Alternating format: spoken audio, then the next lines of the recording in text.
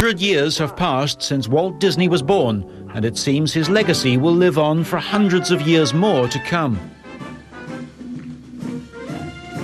The Walt Disney Company recently paid tribute to the man who started with a dream and, at his death in 1966, passed on a company that would become one of the largest media conglomerates in the world. Walt could not have dreamed of such success when he first put pencil to paper and sketched a scrawny rodent he named Mickey.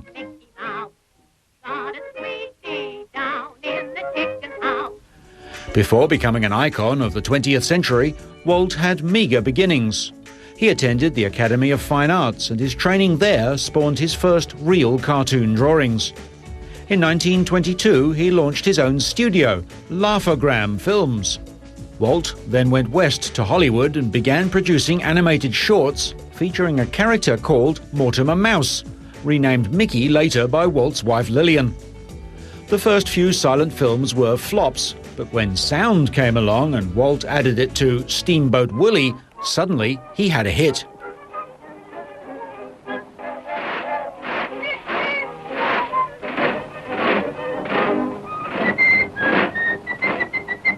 Mickey Mouse revolutionized the world of animation.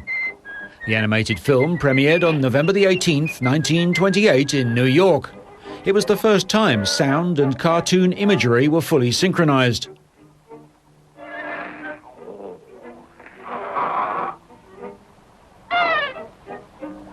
The success of Steamboat Willie set into motion Walt Disney's empire, which was to go on and deliver the likes of Snow White, Bambi, Pinocchio, Dumbo and many more. After World War II, Walt saw the need to diversify and in 1955 opened his dream project, Disneyland. With Disneyland, his goal was to create a literal magic kingdom, a place where parents and children could play together. Here youth may savor the challenge and promise of the future. The world-famous theme park first opened to the public on July the 17th, 1955. When the park opened over 5 decades ago, it employed 1,000 people. Today, there are more than 20,000 employees, 60 attractions, and it covers 430 acres.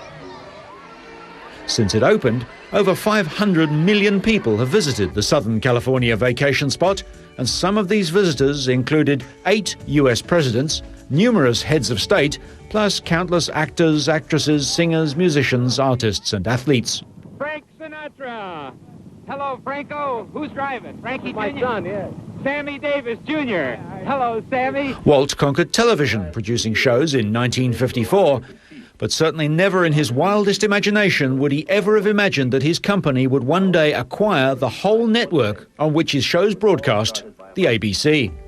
Walt Disney died on December the 15th, 1966, from a combination of exhaustion and cancer.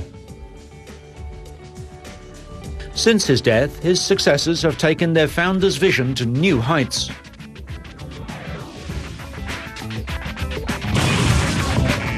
The film studio remains the core of Disney's focus, with huge hits like The Little Mermaid, The Lion King and Aladdin, fueling the resurgence of the company's animation division in the late 1980s and early 1990s. I see dead people. Live-action films like The Sixth Sense and Pearl Harbor are another aspect of Disney to create entertainment for the mature audience. Teaming up with the Pixar organization, Disney still helps deliver the finest animated children's films with hits such as Finding Nemo, Ice Age, and Monsters, Inc. Let's ask for directions. No! What is it with men and asking for directions? Hello?